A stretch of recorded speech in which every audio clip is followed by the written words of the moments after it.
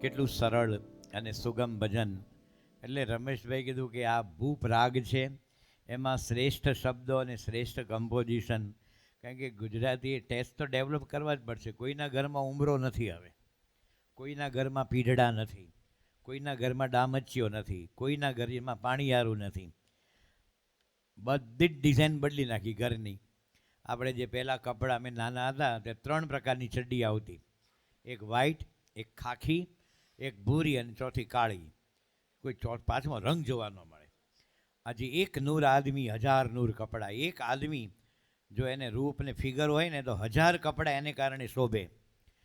આપણે જે બધા બાજરાનો ને જુવારનો રોટલો ખાતા હતા, એમાંથી આપણા છોકરા લઝાનિયા ને પીઝા ને ટાકો બેલ અને મંચુરિયન ભેળ ને ચાઇનીઝ ભેળ. ચાઇનીઝ લોકો આપણા જેવું તેલથી લતબત નથી ખાતા પૈસા. આ બધું આપણે ટેસ્ટ બદલ્યા. આપણે પહેલાં સાયકલ ફેરવતા હતા, વળી વિકી હતું, સુવેગા હતું, પછી વેસ્પા આવ્યું, લેમ્બ્રેટા આવ્યું. હવે તો બધા સ્કૂટર જુઓ. પહેલાં ઘરમાં આપણા કાંડું ઘડિયાળ 250 રૂપિયાનું હોય ને તો 8 વર્ષ ચાલે.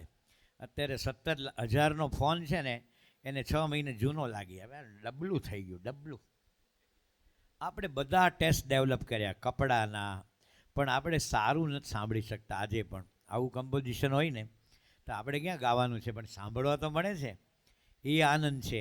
તો તમે બધા તો ગુજરાતી છો, હું તો ભગવાનની માથે હાથ રાખીને કહું છું, આનું આ ભજન પૂનારે ઔરંગાબાદમાં ગાયું હોય ને તે બધા મરાઠીઓ ઊભા થઈ જાય એમ.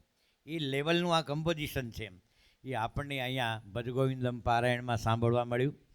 આ ભજન સાંભળ્યા પછી વળી એક પ્રસંગ યાદ આવ્યો. 1980માં જ્યારે મુંબઈમાં સ્વામિનારાયણ ભગવાનનો 199મો જન્મોત્સવ, 81માં આપણે દ્વિશતાબ્દી હતી અમદાવાદમાં. એ વખતે બાપા મુંબઈ હતા અને ચર્ચગેટ એ સ્ટેશન એવું છે કે 1 મિનિટમાં 1000 માણસ સ્ટેશનમાંથી બહાર નીકળે, 1000 એન્ટર થાય. બિઝીએસ્ટ ગણાય. 1 મિનિટમાં 1000 એક્ઝિટ લે ને 1000 એન્ટ્રી લે. એની સામે એક આઝાદ મેદાન છે, આજે એનું નામ આઝાદ મેદાન જ છે. તો ત્યાં આપણું પારાયણ હતું, 7 દિવસનું શ્રીમદ ભાગવત પારાયણ. સોલા ભાગવત વિદ્યાપીઠના કૃષ્ણકર શાસ્ત્રીજી વાંચતા હતા. અને આપણે બહુ મોટું એક સોવિનિયર બહાર પાડેલું. એમાં કોઈ મદ્રાસી હોય, બંગાળી હોય, ક્રિશ્ચન હોય, એ લોકોની કંપનીમાં અમુક બજેટ હોય જ જાહેરાત માટેનું. એટલે બધા મંડી પડેલા. અને બીએપીએસ સંસ્થામાં વહેલી વાર 18 થી 19 લાખ રૂપિયાની જાહેરાત આવી હતી મુંબઈમાં, વેરી ફર્સ્ટ ટાઈમ. અને જાહેરાત આપનારે એવું ન કે અમારે સ્વામિનારાયણ ભગવાન બહુ મોટા, તો પછી અમે અમારી સ્વામિનારાયણની ખીચડીને કઢીને અને મરચાં ખવડાવશું, એવું ન હોય ભાઈ સાહેબ. એવા લોટ પાણી લાકડા ન હાલે. એને તમારે 3 દિવસ કલ્ચરલ પ્રોગ્રામ આપવો પડે, સાંસ્કૃતિક. એ ચાહે બેલે હોય, કોઈ મ્યુઝિક હોય, અને એનું જમવા માટે એનું મેનુય જુદું હોય. ને એવી રીતે ભલે આપણે નોનવેજ ન હોય તો પહેલે દિવસે દાદા ખાચરની નૃત્ય નાટિકા હતી. આ સંસારી મુનિવર ભક્ત હરિના દાદા ખાચર, આ નૃત્ય નાટિકા હતી. બીજે દાડે શિવકુમાર શર્મા સંતુર વાદનમાં અને બિસ્મિલ્લા ખાન સહેનાઈમાં. આગલે દિવસે જ કીધું આપણો ટેસ્ટ જ એવો નથી કે હું પોલું હવું વગાડે, હાંબેલું વગાડતો સાચું. એ ગુજરાતીની કલ્ચર. એ પહેલાં રસીલાનું રસોડું, અથાણા કેમ બનાવશો, ફલાણું કેમ કરશો, એનું પુસ્તક વસાવે. અને પછી આડેધડ જમે, પછી વળી દાદી ડોસીમાનું વૈદું વસાવે. અજમોને વાટી એમ આમ પલાળશો, આમ કરશો તો ગેસ હેઠો બેસશે. ને તોય ન પતે, પછી બધા વ્રતના પુસ્તક હોય, સંતોષી માતાના વ્રતને આના વ્રત. એના સારા ટેસ્ટની સારા ચોપડા રાખીએ.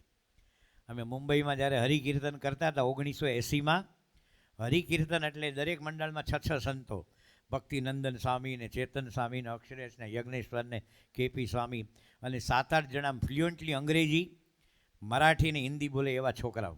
અને બુધવાર દૂર જાય એવા નહીં. અને અમે ઊભા રહીએ કે આ પ્લેટફોર્મ ઉપર, ચર્ચગેટના બહારની ફૂટપાથ હોય, મરીન લાઇન્સ, એર ઇન્ડિયાનું બિલ્ડિંગ, ઊભા અમે 2.5 કલાક ગાતા હતા. એક બેનર હોય, ભગવાન સ્વામિનારાયણ દ્વિશતાબ્દી મહોત્સવ, પ્રયોજક પ્રમુખ સ્વામી મહારાજ. દાદર મંદિર, અને બધા પુસ્તકો પાથર્યા હોય. પુસ્તકનું રોજનું અમારે 4,000-4,000નું વેચાણ થતું હતું.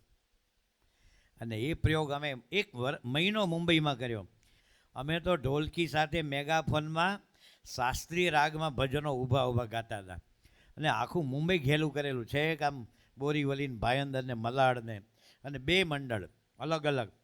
પણ એનો એ પ્રયોગ જ્યારે વડોદરામાં મેં આજવા સરોવર પાસે કર્યો, આપણું સુરસાગર, અને બીજો અમદાવાદ કાંકરિયા, તો આપણે ગુજરાતી કે ઓલું સ્ટીકર કેટલાનું આવે, આ કંકુ આપો તો, આ પટ્ટો આપો તો. મારો બેટો કોઈ પુસ્તક જ ન લે. હું કંકુને પટ્ટાને ચોટ્યો જ્યારે.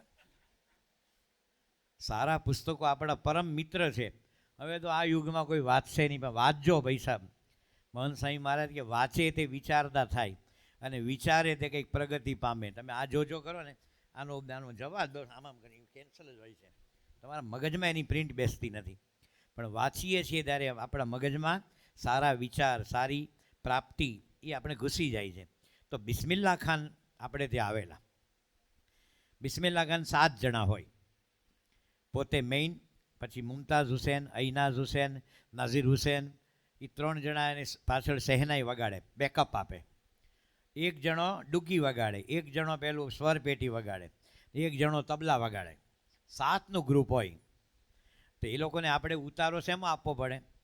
અમારા મંદિરનો ઉતારો બહુ સારો છે. અરે ભાઈ, માણસ તો જો તું, એને આપણે ઓબેરોય શેરોટેન કે તાજમાં હોટલ ઉતારો આપવો પડે, જેના એક જ દિવસના 24 કલાકના 25,000 થાય એમાં. અને બિસ્મિલ્લાની રૂમ જુદી, બીજા 3ની, એટલે 75,000 એક દિવસનું ભાડું થાય. આવવા જવાનું એનું પ્લેનનું જે ટિકિટ જુદી, પછી એનું મહેનતાણું જુદું. નામ છે એમ. તો આપણે એને મળવા ગયા, યોગીચરણ સ્વામી, યજ્ઞેશ્વર સ્વામી, પછી ઝરીર ખારીવાલા કરીને એક પારસી આપણો સંગીતકાર મિત્ર હતો, અને હું ભેગો હતો. એ ઉતરેલે ક્યાં ખબર છે? એ કે હમ તાજ में नहीं ठहरेंगे, ઓબેરોય शेरोटन में नहीं, हमारे लिए ग्रांट रोड पर नेशनल होटल है, वहाँ मैं रहने वाला हूँ. નેશનલ હોટલ એ 3 સ્ટાર ગણાય. 24 કલાકના કંઈક 100,000 રૂપિયા જ થાય. એણે નાની હોટલ પસંદ કરી, મોટી સગવડ ગુમાવીને. પછી અમે એને મળવા ગયા કે તમે જે રાગ યમન કે માલકોંસ કે બાગેશ્રી વગાડશો, પણ છેલ્લે એ લોકો ધૂન વગાડે. ધૂન એટલે રાગમાં એમ. માનો કે વૈષ્ણવ જન તો તેને રે, કે એ પ્રસિદ્ધ ધૂન છે. ટાટા ટાટા ટારાડા ટારાડી રેડા ટાડા ટારાડી રેડા ડાડા. એ સહેનાઈમાં વગાડે. ભૈરીમાં વગાડે ટારાડન ટારાડારા ડ ટા ડી ટા ડરડીન ડિંગ ડિંગ ડિંગ ડા. આપણે કીધું કે તમે અમારી ભીમપલાસ ધૂન વગાડજો, જે અમારા સ્વામિનારાયણ મંત્ર 200 વર્ષ જૂની આ ટ્રેડિશનલ ધૂન છે. અને આ ભગવાન સ્વામીનો દ્વિશતાબ્દી મહોત્સવ છે. એ કે બતાવીએ કેસા હે બતાવો. એટલે યોગીચરણ સાંઈ શરૂ કર્યું, સ્વામિનારાયણ સ્વામિનારાયણ સ્વામિનારાયણ. अरे ये तो भीमपलासी है, बजाएंगे, जरूर बजाएंगे. પછી हमें प्रश्न पूछो कि इतनी महंगी होटल में आपके लिए व्यवस्था थी, तो छोटी होटल क्यों पसंद की? સાંભળો જવાબ પરમ ભગવદીઓ. એણે કીધું મેં પક્કા નમાજી ઇસ્લામી હું પાક્કો રોજની 5 ટાઈમ નમાજ અદા કરનારો मुस्लिम છું. मैंने कभी शराब को हाथ नहीं लगाया, मैं कभी जुआ नहीं खेलता, और मुझको अमेरिका गवर्नमेंट मानद citizenship, honorary citizen for ever. तो मैंने अमेरिका को कहा कि ये मेरी गंगा मैया, ये मेरा काशी विश्वनाथ बाबा, और हमारे बनारस के पकोड़े तुम अमेरिका में कहाँ से लाओगे? हमारी गंगा ही ठीक है. नહોતા ગયા. લો આ તો છોકરાને 45 લાખ આપીને મેક્સો કદી ઘૂસાડે. ગયો તો ઠીક છે ને, વચ્ચે મર્યો તો જે થાય.